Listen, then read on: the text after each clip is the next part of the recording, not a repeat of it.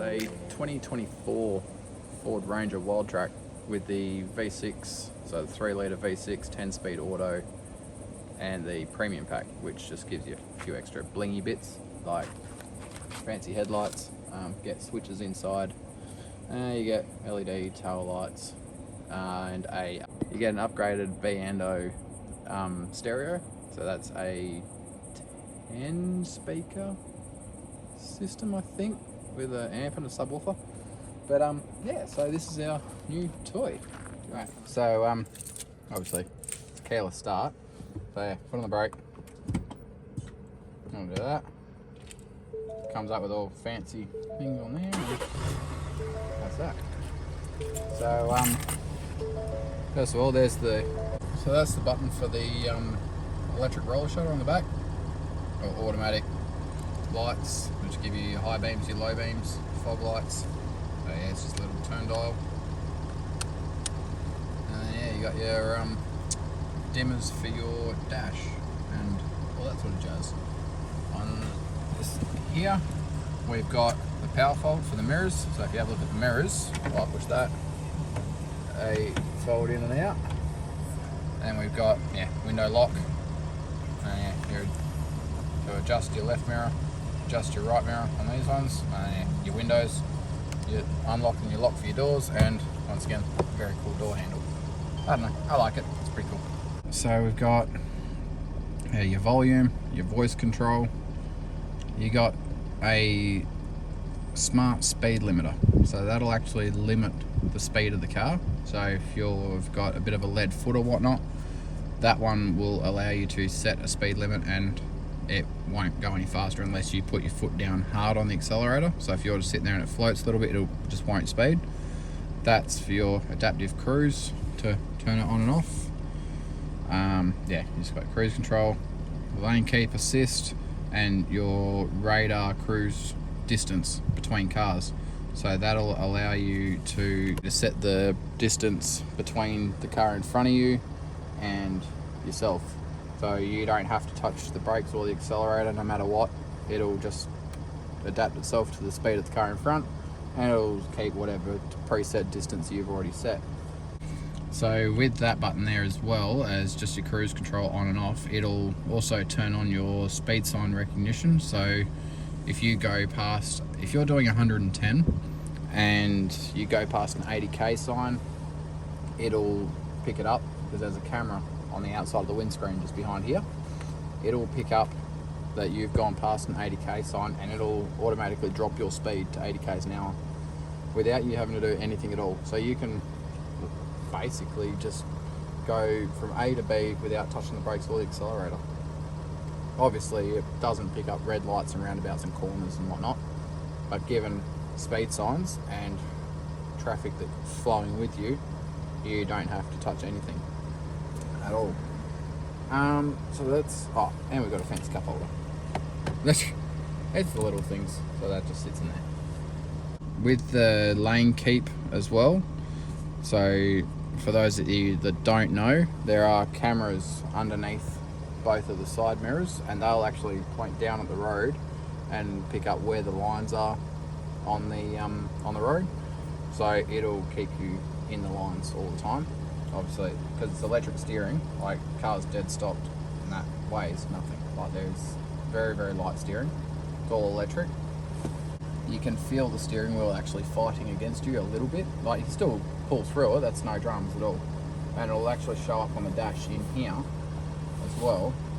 If you're drifting from one side to the other, it'll light up both of those, either both lines on either side of the car green, or one will go orange if you're starting to drift to one side or the other, and then it'll start to pull you back into the line, into the lanes simultaneously. So another feature these have brought in now is electric brakes.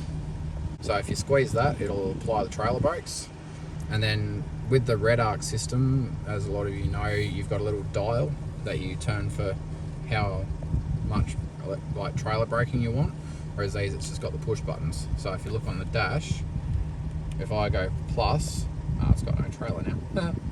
So it goes up to 10, but if I go down, that's how much braking power it puts back to the trailer.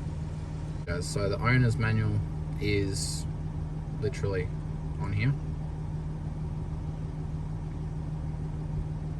which we can go searching for whatever we want. So let's just say we want, we're talking about trailer brakes, so we'll go trailer brakes.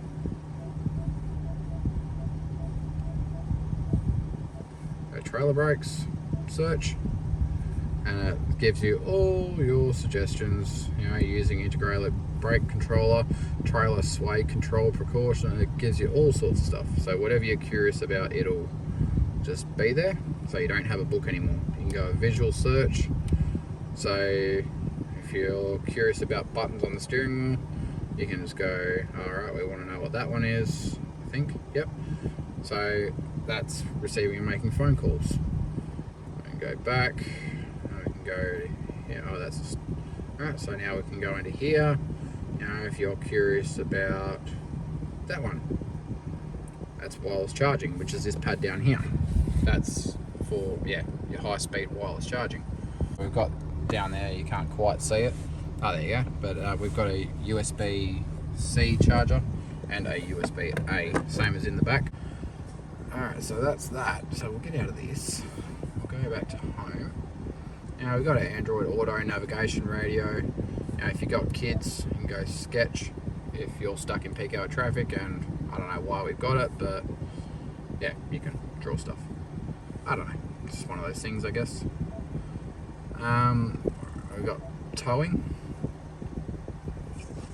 So, alright, so at the moment, because we've got the dual wheel carrier, and at the moment we've just wired it up into the back of the trailer plug, the car thinks we've now got a trailer hooked on all the time, so it comes up with code saying trailers detected, and half the sensors don't work on the back. So now we've just got one set as a wheel carrier, just because that way all the sensors work as they're supposed to. So if we go, we've got one for the caravan, so if we go onto that, we can see what we've got, blind spot monitoring, all that sort of jazz. We've got trailer trip, which will give you total distance that we've towed the caravan and the fuel usage that you've used while towing that in particular trailer. If we go out of that, we'll just go add trailer. We'll just name this one YouTube, and we'll go enter. What brakes have we got? We'll go standard brakes, well, just electric or none. Go that one. What braking effort do you want? Low, medium or high? And we can set the measurements. So we'll just say, we'll say 5 meters. Oh, well, say 5 meters. So that's 5 meters in length. And we'll say 1.9 meters wide. That'll give us the trailer dimensions. That then allows the blind spot monitoring to work.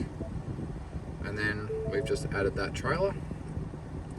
So now the blind spot monitoring will work for those dimensions that we put in. So what I'll do, so we don't muck around later, I'm just going to delete that one, because otherwise we're just going to put it in all the time, and we'll make the wheel carrier active again. Make active trailer. So yep, now that's highlighted, so that's good to go. So that's the towing side of things. What else we got? We've got the heated seats for the front. You got dual zone aircon for both sides, so we can go one high, one low, or vice versa. We've got rear window defog, which also turns on the heated mirrors as well for the side mirrors. Turn that off. Now we've got fan speed, which is all turn that up and down, and heated seat. And we've got auto. Wait for that to disappear. We've got auto, so we can adjust what fan speed you want to go all the time. Okay, we'll turn that off now. So I'll have that back on one. We've got this button here, which will tell us where we want the air directed. So we go face, that literally shows you coming out of the vents. Feet, comes out of the feet. Windscreen, comes out of the windscreen. so we can have it whatever you want. You can keep the aircon dual zone, which now that's set on dual. If we go there and I use this one, passenger side goes up as well. If I turn dual on, passenger side will stay where it is, driver side will adjust, or vice versa. What else we got? Yeah, just got your volume, max aircon, fan speed, hazards, recirc, power, all that sort of jazz. With the cameras, we turn the camera on. That's a view out the front of the car. So there's a camera on the front of the bull bar, which will get, oh look, there's Luna. So it'll give us a view out the front, outside, and out the back. Both the doors are open, that's why that camera is all sorts of skew if. If we click on here, so we can go, so we just got the front camera, or we can go a wide vision front camera, which will allow you to see, like at the moment, that's literally the posts on the bull bar, so you can see pretty well 180 degrees out the front.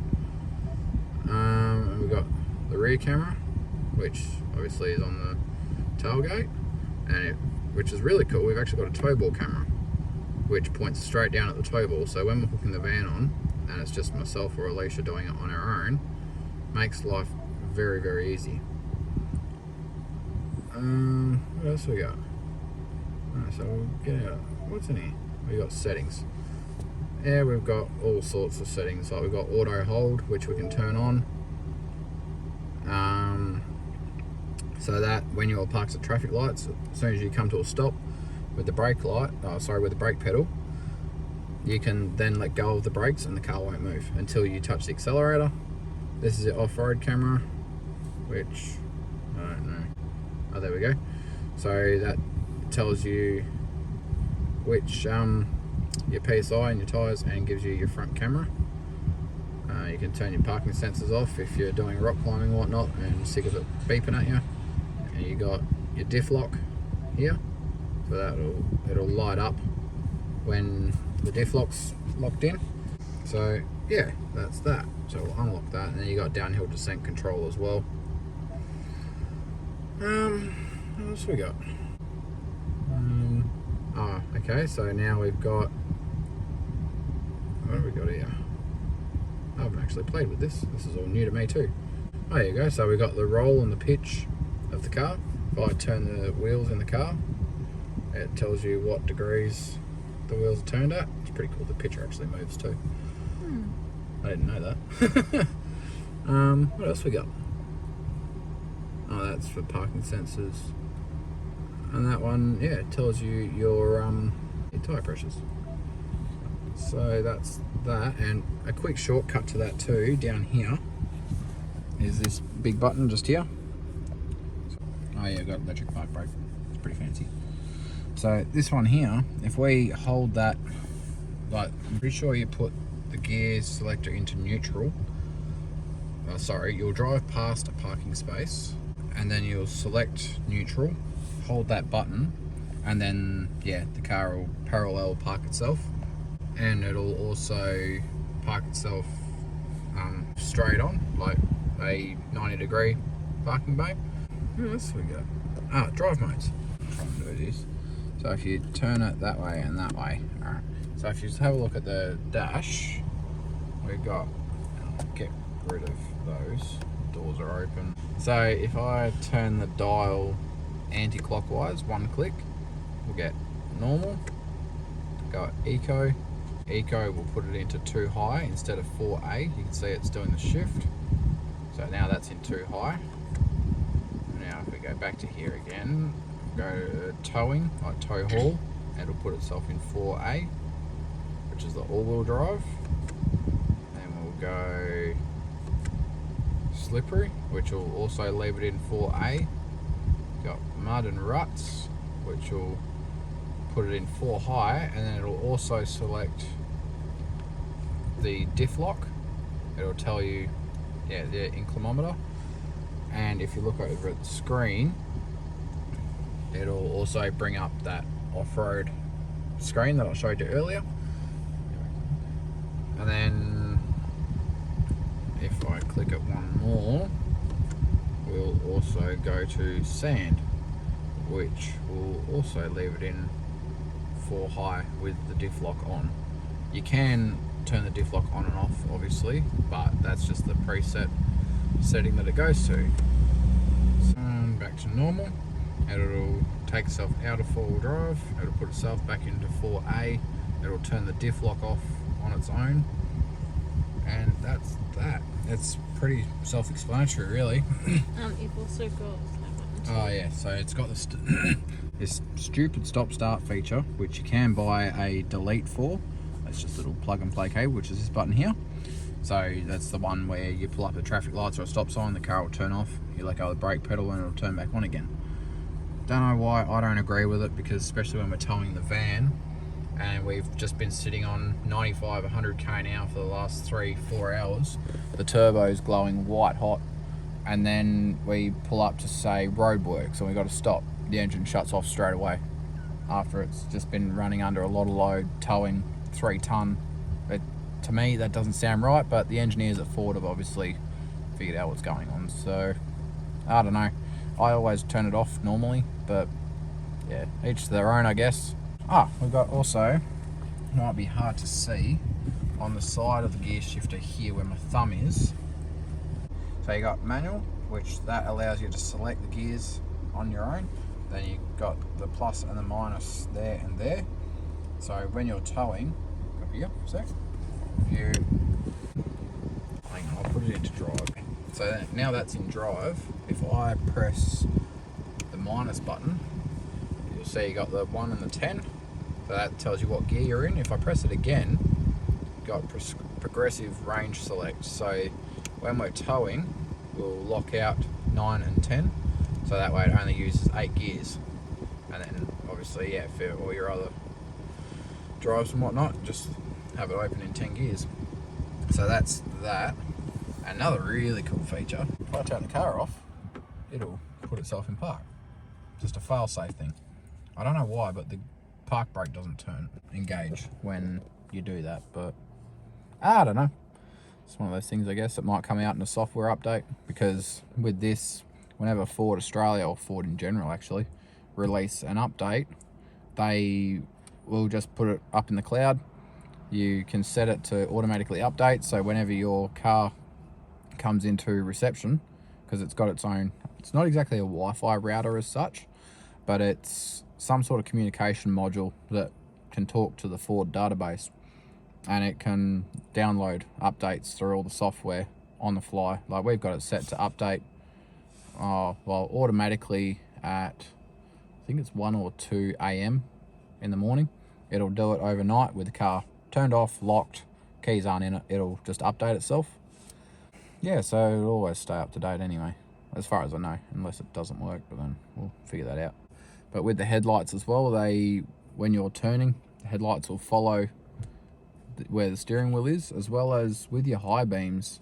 Because we opted for the premium pack, which allowed us to get the matrix LED headlights over the standard headlights, when you've got the high beams on, it'll, how's the best way to explain it? You have an oncoming car, it'll see it in the distance with the camera and the radar and whatnot, and what'll happen is the high beams will actually direct away from the oncoming car, so everything around the oncoming car stays with bright light, like the high beams stay on, but where the oncoming car is blacked out, and the headlights themselves actually follow where the car is. So that way, no matter where you are, going around a corner, over a hill, doesn't matter, you can see everything at night apart from where the oncoming car is, so it doesn't blind them. And then as the car goes past, it'll then follow the car around past you, and it'll keep it all lit up where you need it. It's bloody awesome technology actually, but I don't want to replace those headlights because they're not cheap to replace. I heard rumour a while ago that the Matrix headlights in particular are around $2,500 each to replace. So I don't want to crack one. And we got the protective things for it as well. Yeah, we did. We got the headlight protectors that I showed earlier as standard purely for that reason, because you can't just replace the perspex on the lens itself. It's the whole headlight unit, the globes, the projector lens, everything is all one sealed unit. So you've got no option but to replace the whole lot. Yeah, if we crack a headlight, it'll pretty much be cheaper to do an insurance claim than it would be to just try and buy a new headlight. But aside from that, car's absolutely flawless. Tows the van like an absolute dream. As you saw earlier, we're doing just over 18 litres per 100 Ks. We sit on about 95 to 100 K an hour nowadays, now that we've got the van dialed in, with the weights, the tyres, the clearance, just with the hitch as well. Now we don't have the weight distribution hitch, we got the suspension set up right, it just tows like it's on rails. It's brilliant. We are sitting on about a 95 to 100, whereas beforehand we were sitting anywhere between 80, maybe 85 tops. But yeah, that was obviously because the BT50 wasn't originally set up for towing. That car went through about 5 or 6 different phases. So yeah, we've joys of this one being brand new. We bought it knowing what we're going to use it for, so we've been able to set it up for that exact purpose. The only thing we are considering maybe is going airbags in the back. So, but what I want to do is I want to get in-cab controls. So, but with new cars, as a lot of you know, there's not much room for switches, and sadly the ones on the roof, they are a one-way switch. They're on or off, so I can't inflate and deflate with the one switch, whereas Airbag Man do a kit that gives you those switches and the valves and relays and everything you need. But the issue I've got nowhere to put them, so I'm yet to figure that out. I'm sure I'll find somewhere, but I just don't know where at this stage. But that's probably in the semi-near future. But aside from that, we'll just see what happens at the time. There is one other thing I wanted to add. Did you want to mention some cons about the car as well? Like, for instance, the seat with me. Oh yeah, okay. Yeah, good point actually. There's a few little cons. For me, these seats are absolutely perfect. Where the lumbar support is absolutely spot on. But for Alicia, on the other hand, because she's a little bit shorter than me, the lumbar support is in the wrong spot to suit her back. So we've actually had to get a little $5, what I'll do, I'll grab it and show you. So we got one of these, I think we paid $4 for it. $5. $5 for it or something or other from the reject shop. I don't know, one of them. And it's literally just a lumbar support. Literally just sits there like that, and that's it. It just gives that little bit of support where Alicia needs it. Another con is, you got two options with the back seat. You can either put the backrest down and it's flat, or you can have the backrest up and you can lift the base of the seat up as well, and that'll give you all the way to the floor, but it's not flat. So what we do is we'll put the backrest down and put Luna's carrier on that, but we can't use the back seat at all for other people because the backrest is just one solid unit. Whereas we've noticed with a lot of other cars, you've got either one side goes down or the other. So that's another thing that would be nice in the future. I don't know if Ford will release it later on or what. Another thing that I sort of wish they brought out, for the price you pay for them, obviously you've got your Ranger Raptor, which has got the twin-turboed V6 petrol motor in it. Same as this, still a 3 litre, but they've got quite a bit more power, and they've got the coil springs in the back. But they can only tow 2.5 tonne. Obviously it doesn't work for us because we've got the Caravan. But there's, well, it's not rumour, it's facts now, that Ford China have just released their lineup of Rangers identical to this. There's a few different like trims and whatnot, like controls are in different places, but they've got the option of coil springs in the back from the XLT upwards in the Rangers. So that would have been nice if, you know, the Australian market got that option, because at the end of the day, coils are so much more comfortable. They can't carry as much, but at the same time, you look at your Dodge Rams, they got 4.5 tonne towing and coils in the back end. So it's not that it can't be done, it's just they just haven't done it. And another one too is the Wildtrak. So this variant over in China has got a panoramic sunroof, so the entire roof is glass, obviously, and you've got a switch that can dim it, like smoke it out, or it can be clear, or you've got a shade, like a roller shade that covers it. So not that we'd want a sunroof, you know, given we're going to do a lot of remote touring in the middle of Australia in the middle of summer where it's bloody hot. A glass roof for us wouldn't be practical, but would have been nice to have that sort of an option. Now, there are a few cons, but with this in particular, the pros outweighed the cons. Oh yeah, another one too, with semi-truck, well, just trucks in general actually. Obviously their cab sits a lot higher, and because we've done a lot of driving recently up and down the Great Eastern Highway, it's long distances that are dead straight. It's got hills and whatnot, but they're, you know, we're talking there's 10-15 kilometre stretches that are just dead straight. So if a truck comes over the hill, obviously their windscreen is going to come over the hill first and they're going to see the headlights, but because it picks up off radar and off their headlights, it can't pick them up. So we've been flashed by trucks quite a few times because we've been reliant on the auto headlights doing their thing, and they just haven't worked for it. At the same time, it'd be nice if the auto lights were more sensitive to the stage it'd pick up clearance lights on the trucks at the top of the cabs, but they're already that sensitive that they do decide to go like disco mode when you're going past the reflectors on the side of the road and barricades and whatnot. So if there was a way for it to recognize lights over reflectors, that would be a huge bonus. But aside from that, it's, yeah, you know, it's one of those little things. You can turn them off. It's literally, you know, on this stick. Oh, not that one. It's literally just here. Yeah. It's the same as every other car. So it's not that we can't do it. It's just, you know, it's one of those things. It's got the feature, but there is room for improvement. But I'm not going to complain at the end of the day. Not at all. Pretty much Oh, the wireless charging pad. If you've got a case on your phone, it doesn't work at all. You've got to take your case off. So I don't even worry about putting my phone in there. I've actually got a quad lock mag case with the wireless charging. So it just sticks on the phone holder with a magnet, and that does its own charging because I can't be bothered taking my case on and off all the time. Seats as well. There's only one aircon vent. Smile. Thanks. With the back seats, there's only one aircon vent, and it's just behind here, like right there. And I would have preferred to have them, and also maybe even just some coming at the back. But we don't really have that option in this car, which would have been much better. So this is our new car, and yeah, we like it.